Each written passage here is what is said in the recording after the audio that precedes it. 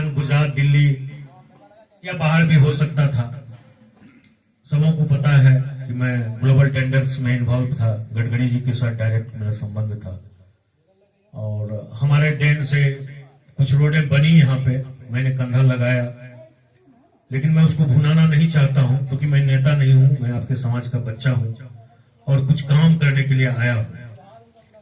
तो मेरी प्राथमिकता होगी, सबसे पहली प्राथमिकता होगी कि जिस दिन रबी का भी फसल हमारे नहर के माध्यम से पटने लगे, उस दिन हम समझेंगे कि हमारे किसानों की तरक्की हो गई। दूसरा है कि अजगैबीनाथ मंदिर का जो स्थिति है सो है, उसकी विकास हो रही है, सीढ़ियां बन रही है, लेकिन मैं वहां एक पेडेस्ट्रियन फ्लाईओवर बना दूंगा। पेडेस्ट्रियन फ्लाईओवर का मतलब होता है कि जो रोड ओवरपास होता है कि आप देखते हैं कि रोड के ऊपर से बसें चली गई, नीचे से ट्रेन जा रहा है, उसी तरह से बाजार नीचे रह जाए, जो कांवड़िया नहा के निकले उसी पेडेस्ट्रियन फ्लाईओवर को ले और सीधे कृष्णगढ़ चौक पे उतरे और वो कांवड़िया पथ को ले ले। इससे दो चीजें होगी, एक्सीडेंट कम होगा और सुल्तानगंज का जाम का मामला ही खत्म हो जाएगा।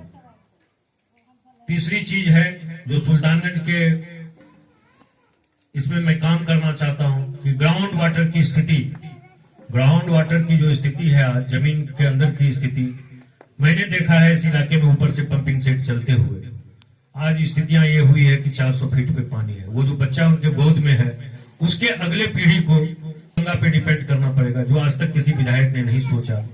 तो उस चीज को भी संरक्षित करना एक विधायक की ड्यूटी है, ताकि जल स्तर मेंटेन हो और हर नदी में जल बहाव और जल जमाव सुनिश्चित हो।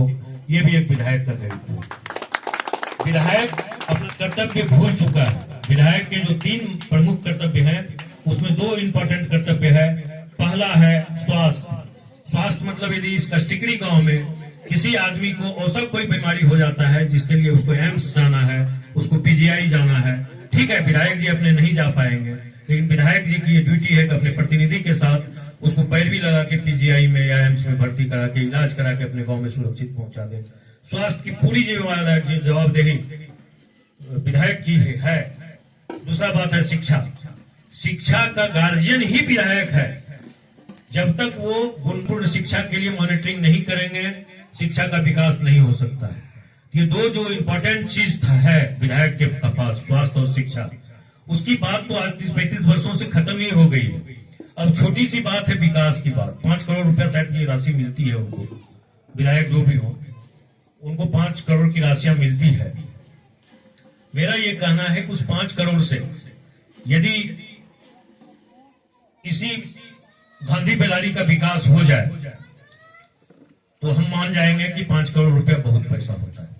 इस गांधी बेलारी को भी विकसित करने के लिए हमें कम से कम चाहिए तो 50 करोड़ रुपए का फंड चाहिए, तभी रोड चकाचक होंगे, लाइट से भर जाएगा, एक व्यवस्थित जिंदगी हो जाएगा, नल जल की योजनाएं सही हो जाएगी।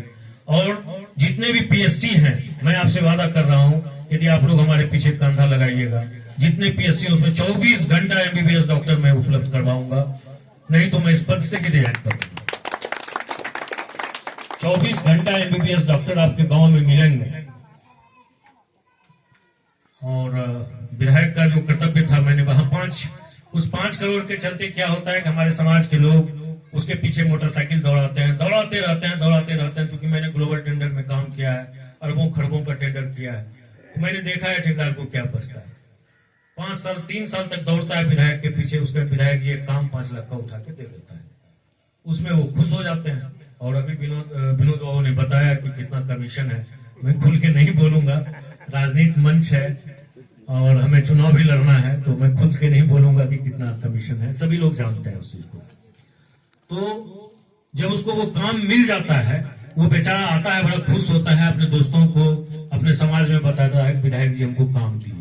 लेकिन जब वो काम शुरू करता है तो 100 रुपए में जितना बच जाता है उसमें उसको काम करना है, उसमें वो यदि 1 बोरा सीमेंट चोरी करने का प्रयास करता है तो समाज उसका गला पकड़ता है।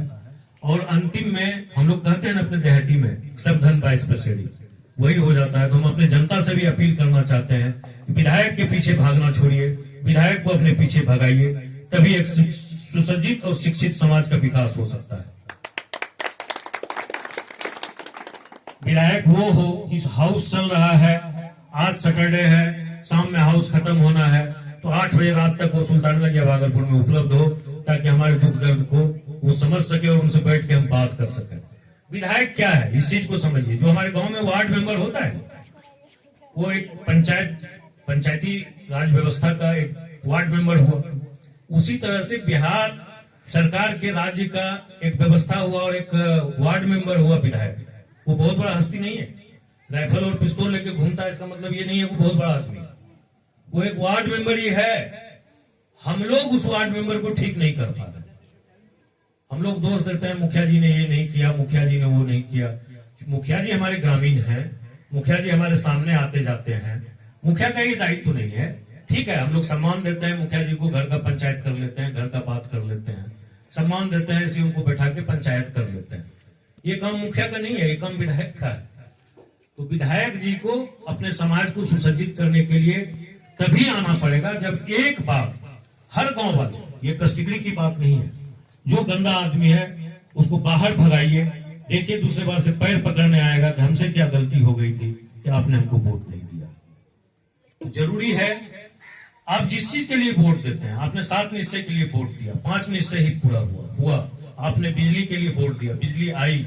आपने सिलेंडर के लिए वोट दिया, सिलेंडर आया, भले उसको हमारा गरीब जनता भरवा पाए या नहीं भरवा पाए। राम मंदिर के नाम पे वोट दिया, राम मंदिर बना। हमने 370 पे वोट दिया, 2 ही धारा छेड़ा गया, लेकिन छेड़ा गया। हमने हर हर मोदी, घर घर मोदी और गुजरात मॉडल पे वोट दिया। निश्चित रूप से इस पे काम हुआ, लेकिन हमारा नहीं हुआ, गुजरात का हुआ, गुजरात का विकास हुआ। आज हर 3 गांव में गुजरात में फैक्ट्रियां हैं, और कहता है ना कि जैसा नीयत हो वैसा मुंह से निकल ही जाता है। हमारे प्रधानमंत्री जी मधुबनी आए थे, उन्होंने बड़ी अच्छी ट्रेन का नाम बोला, वंदे भारत में दे रहा हूं सहरसा से सूरत के लिए, जिसकी किराया अभी आप यदि कलकत्ता जाएंगे, कोई भाई गए होंगे, तो 1500 रुपया यदि मील के साथ आप लीजिएगा, 400 किलोमीटर का। तो सहरसा से सूरत की उसका कितना किराया होगा ये समझ ही सकते हैं। लेकिन अंदर में एक भावना बैठी हुई है कि बिहारी तो मजदूर पैदा करने का मशीन है। तो उनके मुंह से सडन निकला या सोचा समझा निकला।